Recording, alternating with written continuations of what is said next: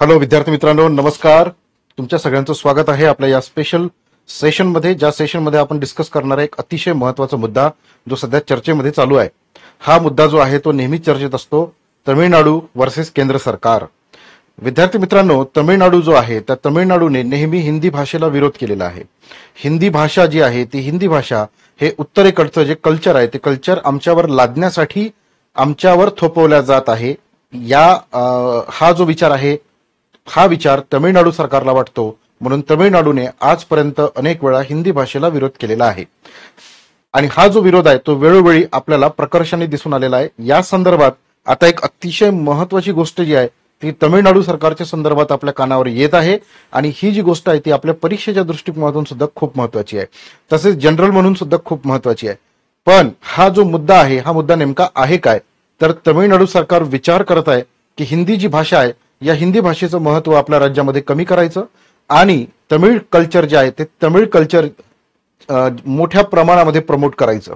तर मग यासाठी तमिळनाडू सरकार एक बिल जे आहे ते बिल घेऊन येण्याचा विचार करत आहे, आणि त्या संदर्भातलीच ही एक अतिशय महत्वाची जी घटना आहे ती घटना आपल्याला आपल्या अभ्यासाच्या दृष्टिकोनातून पाहणं गरजेचं आहे. तर आपण डिटेलमध्ये हा जो विषय आहे तो समजून घेऊया. त्यापूर्वी काही महत्वाचे मुद्दे. सगळ्यात पहिला महत्वाचा मुद्दा की आज दिवाळीच्या निमित्ताने एक अतिशय महत्वाचा सेल आहे. त्याची जी शेवटची डेट आहे ती आज आहे. त्यामुळे ज्या विद्यार्थ्यांनी 2026च्या परीक्षेला टार्गेट केलेला आहे त्यांनी आजच आपला जो प्रवेश आहे तो निश्चित करा. तुमच्यासाठी यशोदय 2026ची जी बॅच आहे ती आपण सुरू केलेली आहे. या बॅच मध्ये तुम्हाला 2026 मध्ये होणाऱ्या राज्यसेवा परीक्षेची पूर्ण तयारी आम्ही करून घेणार आहे. या बॅच मध्ये तुम्हाला घरपोच 18 बुक्स जे आहे ते बुक्स तुम्हाला मिळणार आहे. त्यानंतर PYQ analysis, test series, personal mentorship, optional सुद्धा तुम्हाला मिळणार आहे. आणि याच बॅच मध्ये जे विद्यार्थी UPSC या परीक्षेची मराठीतून तयारी करू इच्छित आहे तर त्यांच्यासाठी सुद्धा ही बॅच आहे. म्हणजे एकाच बॅच मध्ये तुम्हाला UPSC आणि MPSC या दोन्ही परीक्षांची तयारी तुम्हाला करून मिळणार आहे. ठीक आहे. जर तुम्हाला या बॅचला एनरोल करायचं असेल तर या बॅचला तुम्ही एनरोल करू शकता. आपल्या डिस्क्रिप्शन बॉक्समध्ये या बॅचची लिंक दिलेली आहे. तसेच जे विद्यार्थी 2025 आणि 26 मध्ये होणाऱ्या कंबाईन परीक्षेची तयारी करताय त्यांच्यासाठी सुद्धा ही बॅच आहे. ठीक आहे. तर त्यांच्यासाठी स्पेशल बॅच आपण सुरू केलेली आहे. फक्त आणि फक्त 8,999 रुपये फी आहे. 24 महिने म्हणजे 2 वर्षाचं सबस्क्रिप्शन तुम्हाला मिळणार आहे. एवढ्या कमी फीज मध्ये तुम्हाला 2 वर्षापर्यंत कंबाईन परीक्षेची तयारी करता येणार आहे. तसेच इतिहास हा जो ऑप्शनल आहे हा सुद्धा आपण सुरू करत आहे. जे विद्यार्थी 2026 साठी इतिहास हा ऑप्शनल घेऊ इच्छित आहे त्यांच्यासाठी आपण हा ऑप्शनल सुरू करताय. जे इच्छुक विद्यार्थी आहे त्यांनी आपला हा जो मोबाईल नंबर आहे 9307814586 या नंबरवर तुम्ही मला मेसेज करू शकता. तुम्हाला जास्तीत जास्त डिस्काउंट तर मिळेलच, परंतु EMI मध्ये सुद्धा तुम्हाला म्हणजे थोडी थोडी फीस भरून तुम्हाला ऍडमिशन घेता येणार आहे. तुम्हाला कुठल्याही बॅचला एनरोल करायचं असेल तरी तुम्ही या नंबरवर मला मेसेज करू शकता. Okay, very good. चला आता आपण मुद्द्याकडे वळूया. विद्यार्थी मित्रांनो, तुम्हाला फोटोमध्ये जी व्यक्ती दिसत आहे ती तमिळनाडूची मुख्यमंत्री आहे. ठीक आहे. त्यांचं नाव आहे स्टॅलिन. हे जे नाव आहे हे नाव त्यांच्या वडिलांनी म्हणजे करुणानिधींनी ठेवलेलं आहे, आणि रशियाचा जो हुकुमशाह होता स्टॅलिन त्यांच्यावरून हे जे नाव आहे ते त्यांनी ठेवलेलं आहे. तमिळनाडू जो आहे तो भारत देशातलं एक अतिशय अग्रेसर असलेलं राज्य आहे. तमिळनाडूचा जो GDP आहे तो राज्यांच्या बाबतीत दुसऱ्या क्रमांकावरचा GDP आहे. औद्योगिकदृष्ट्या विकसित असलेलं राज्य आहे. तसेच कल्चरली डायव्हर्स असं तमिळनाडू हे राज्य आहे. आता सगळ्यात महत्वाचा मुद्दा असा आहे की आपल्याला हा जो हिंदी भाषेचा मुद्दा आहे तो समजून घेण्याआधी तमिळनाडूचा इतिहास आपल्याला माहीत करून घेणं गरजेचं आहे. तो आपण शॉर्टमध्ये पाहू. तमिळनाडूवर रामस्वामी पेरियार नावाची जी व्यक्ती आहे या रामस्वामी पेरियार यांच्या विचारांचा प्रभाव आहे. रामस्वामी पेरियार यांचं असं म्हणणं होतं की हा जो तमिळनाडू आहे हा द्रविडियन भाग आहे. ठीक आहे. आणि नर्मदा नदी ही जी आहे याच्या वरचा जो भाग आहे ते आर्यन कल्चर आहे. आता हे जे आर्यन कल्चर आहे ते तुम्ही आमच्यावर थोपवायचं नाही. हिंदी ही जी भाषा आहे ही आर्यांची भाषा आहे. हिंदी भाषेच्या माध्यमातून हे जी आर्यांचं कल्चर आहे ते आमच्यावर थोपवण्याचा प्रयत्न केला जाणार आहे, म्हणून आम्ही हिंदी या भाषेला विरोध करतो. तुम्ही आजही तमिळनाडूमध्ये गेलात तर हिंदी तिथे कोणीही बोलत नाही. हिंदीला तिथे विरोध केला जातो. या आधी सुद्धा बऱ्याच वेळा हा जो विरोध आहे तो वेगवेगळ्या गोष्टीच्या माध्यमातून पुढे आलेला आहे. आता तमिळनाडू सरकार या संदर्भात एक विधेयक आणण्याचा विचार करत आहे. अजूनपर्यंत ते विधेयक आलेलं नाहीये. पण मुळात भारत हा जो देश आहे, या भारत देशाचं जे स्वरूप आहे ते संघराज्याचं स्वरूप आहे. ठीक आहे.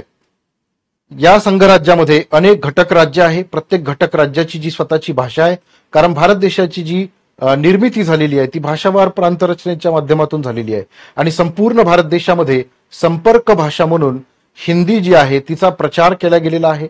हिंदी ही भारताची राष्ट्रभाषा असली पाहिजे असं स्वामी दयानंद सरस्वतींनी म्हटलं होतं आणि बऱ्याच लोकांनी सुद्धा म्हटलेलं आहे. इंग्रज जेव्हा आपला देश सोडून गेले तेव्हा इंग्रजी ही आपल्या देशाची भाषा होती, परंतु इंग्रज सोडून गेल्यानंतर हिंदी ही भारताची भाषा बनावी यासाठी अनेक वेळा प्रयत्न केले गेले, परंतु दक्षिणेतल्या राज्यांनी त्याला प्रचंड विरोध केला, त्यामुळे ती अजूनपर्यंत राष्ट्रभाषा होऊ शकली नाही. आता या संदर्भात तमिळनाडू सरकार जे आहे त्या तमिळनाडू सरकारने एक अत्यंत महत्वाचा निर्णय घेण्याचा विचार केलेला आहे. परंतु आपल्याला आता हे सगळे अँगल तपासायचे आहे की आपल्या अभ्यासक्रमामध्ये या मुद्द्याचा समावेश कुठे कुठे येतो. ठीक आहे. आणि हिंदी या भाषेवर तमिळनाडू सरकार बंदी आणू शकते का, आणि तसंच झालं तर घटनात्मक पेच जो आहे तो तयार होऊ शकतो आणि त्याला सर्वोच्च न्यायालयामध्ये त्याच्या विरोधात अपील केलं जाऊ शकतं, त्याला आव्हान दिलं जाऊ शकतं. ठीक आहे. तर चला बघूया. बघा, आपल्या देशाच्या राज्यघटनेमध्ये कलम 19(1)(अ) आहे. आता हे जे कलम आहे ते कशासाठी आहे? भाषण आणि अभिव्यक्ती स्वातंत्र्य आहे.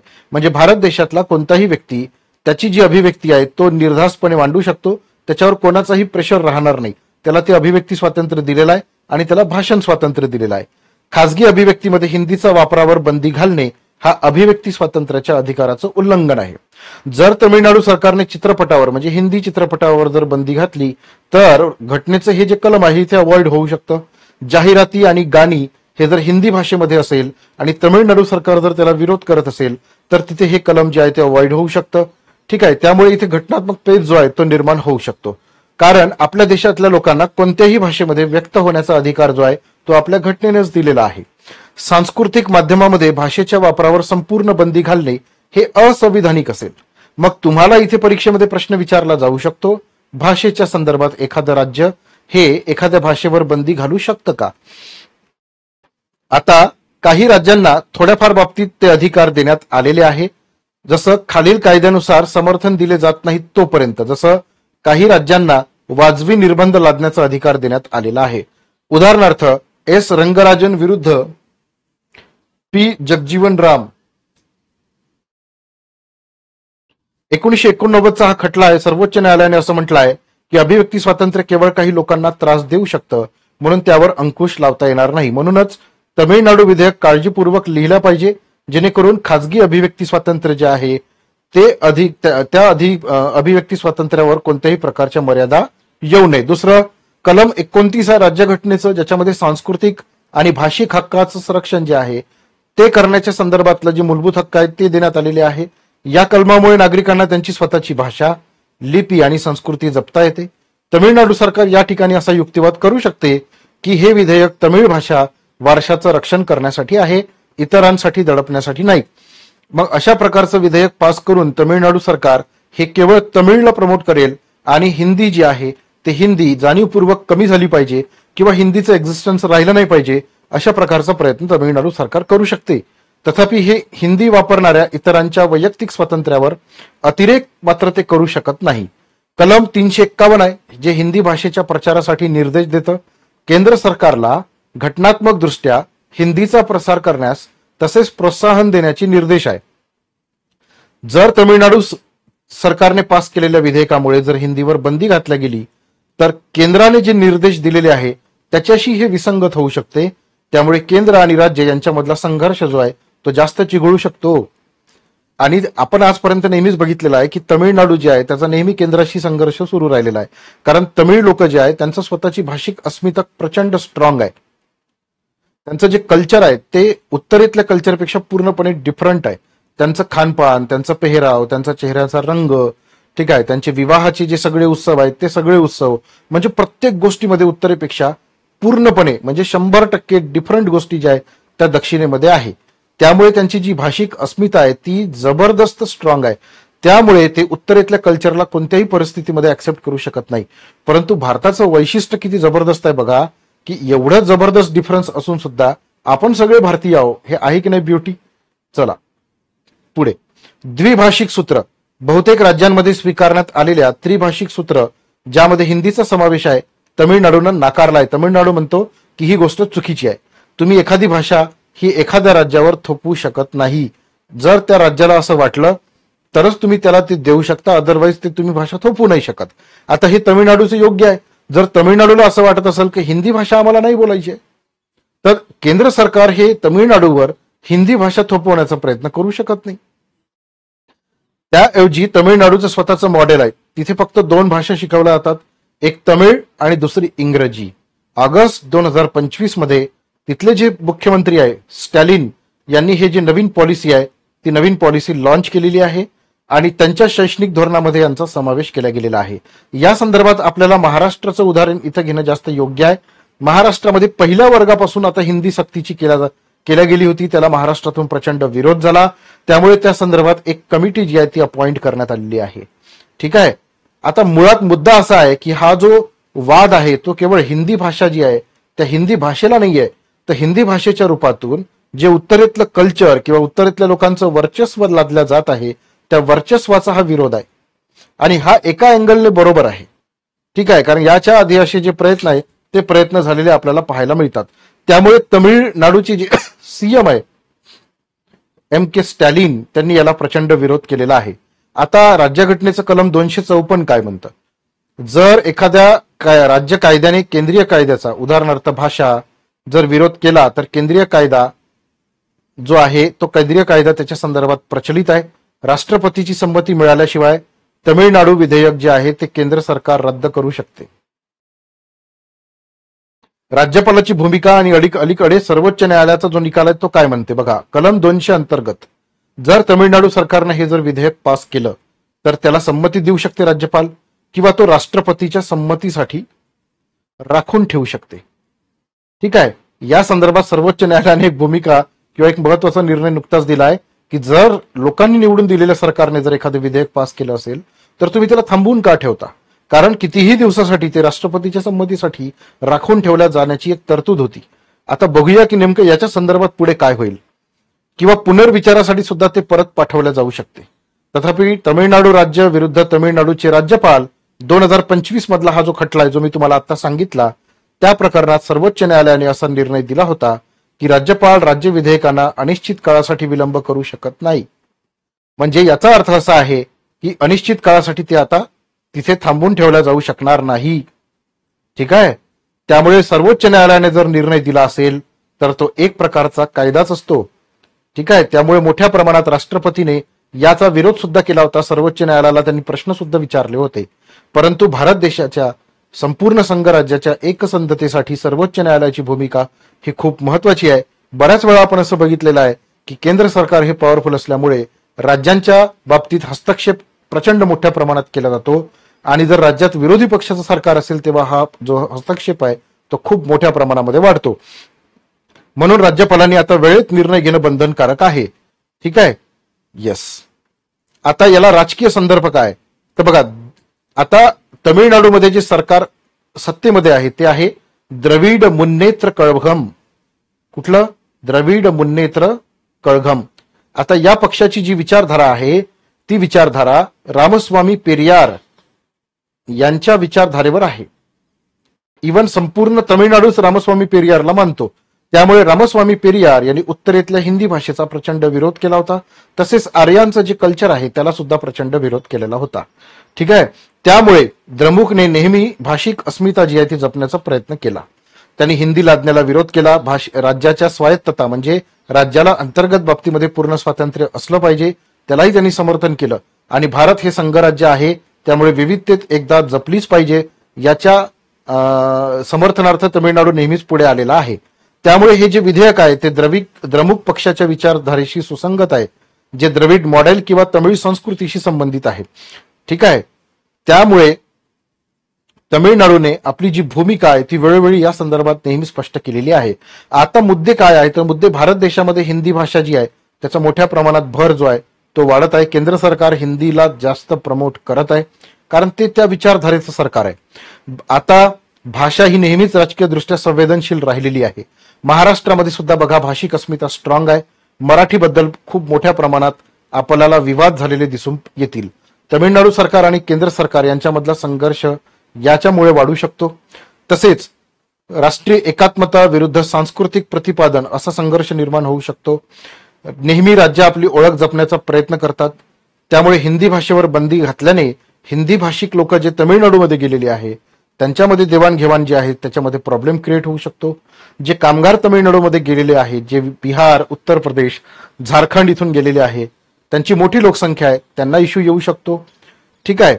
किंवा तमिळनाडू सरकारने जर असं केलं की तिथले जे सगळे बोर्ड आहे किंवा भाषा आहे त्याच्यावर हिंदीवर जर निर्बंध लादले तर अनेक अडथळे निर्माण होऊ शकतात. जाहिराती किंवा मनोरंजनात हिंदीवर बंदी घातल्याने तमिळनाडूमध्ये जे हिंदी चित्रपट जातात किंवा जे OTT प्लॅटफॉर्म आहे किंवा पर्यटन आहे त्याच्यावर परिणाम होऊ शकतो, कारण हिंदी माध्यमांचा भारत देशामध्ये मोठ्या प्रमाणात वापर केला जातो. तसेच संघराज्य आणि सामाजिक भाषिक परिणाम निर्माण होऊ शकतात. ठीक आहे. जसं आता आपण जे डिस्कस केलेलं आहे. दुसरा मुद्दा, संभाव्य कायदेशीर परिणाम काय होऊ शकतात. जर विधेयक मंजूर झालं तर पुढच्या गोष्टी होऊ शकतात. त्यातली पहिली गोष्ट, मद्रास उच्च न्यायालय किंवा सर्वोच्च न्यायालयात न्यायिक पुनर्विलोकन नावाचा जो विषय आहे तो येऊ शकतो. हे जे विधेयक आहे ते घटनेशी सुसंगत आहे की नाही हे ठरवण्याचा अधिकार हा न्यायालयाला आहे. कलम 14, 19 आणि 301 अंतर्गत घटनात्मक आव्हाने तयार होऊ शकतात. असंविधानिक मानलं तर केंद्र जे आहे ते केंद्र त्याची स्वीकृती करू शकत नाही. अशा प्रकारे तमिळनाडू शेवटी बंदीची व्याप्ती मर्यादित करू शकते. आलं का लक्षात. परंतु ती डायरेक्ट हिंदीला ते बॅन करू शकणार नाही. मागच्या दाराने जर त्यांनी ठरवलं की आपल्याला हिंदी जी आहे तिचा वापर मर्यादित स्वरूपामध्ये करायचा आहे तर अशाच परिस्थितीमध्ये ते करू शकतात, पूर्णपणे त्याला बॅन करू शकत नाही. ठीक आहे. तसेच राज्य अभ्यासक्रमामध्ये सुद्धा ते त्यांच्या भाषेला जास्त प्रमोट करू शकतात. आपण नेहमीच बघितलेलं आहे की तमिळनाडू जे आहे तसेच साऊथ मधले जे राज्य आहे त्यांच्यामध्ये भाषिक अस्मिता प्रचंड स्ट्रॉंग असल्याने आणि त्यांचं कल्चर पूर्णपणे वेगळं असल्याने त्यांनी नेहमी हिंदी भाषेला विरोध केलेला आहे. आता याच्यासोबतच अनेक वाद आहेत. जसं उत्तर भारताची जी लोकसंख्या आहे ती प्रचंड मोठ्या प्रमाणात वाढली, त्यामुळे आता इथून पुढे जेव्हा राजकीय मतदारसंघाचं बांधणी होईल तेव्हा साऊथला कमी मतदारसंघ जातील, नॉर्थला जास्त मतदारसंघ जाईल आणि त्यामुळे भारत देशाचा प्रधानमंत्री ठरवण्याची जी पहिली प्रायोरिटी आहे ती सुद्धा नॉर्थ मधल्या मतदारसंघांना जास्त राहणार आहे, कारण त्यांची लोकसंख्या जास्त आहे. त्याही विरोधात जे साऊथ मधले राज्य आहे ते एकत्र आले होते. त्यांनी आपल्या राज्यातल्या लोकांना म्हटलं होतं की तुम्ही जास्तीत जास्त मुलं जन्माला घाला, नाहीतर आपण बॅकफूटवर फेकल्या जाऊ. कारण भारत देशातलं जे पॉलिटिक्स आहे ते पॉलिटिक्स प्रचंड गुंतागुंतीचं आहे. अशा परिस्थितीमध्ये प्रत्येक राज्य जे आहे ते आपली भाषिक आणि सांस्कृतिक अस्मिता जपण्याचा नक्कीच प्रयत्न करत राहणार आहे. आता इथून पुढचा जो काळ आहे तो नेमका कसा असणार आहे हे आपल्यासाठी पाहणं जास्तीत जास्त इंटरेस्टिंग असणार आहे. या संदर्भात जर पुढे काही अपडेट आल्या तर त्या अपडेट घेऊन मी तुम्हाला नक्की भेटणार आहे. सेशन तुम्हाला कसं वाटलं हे कमेंट बॉक्समध्ये नक्की सांगा आणि यासारखे विषय जे आहे ते आपण पुन्हा घेऊन येणार आहे. तुम्हाला जर आवडलं असेल तर लाईक करा. जे नवीन विद्यार्थी असेल त्यांनी सबस्क्राईब नक्की करा. सबस्क्राईब केल्याशिवाय जाऊ नका. ओके, चला, thank you very much. Have a nice day. Bye bye. Take care.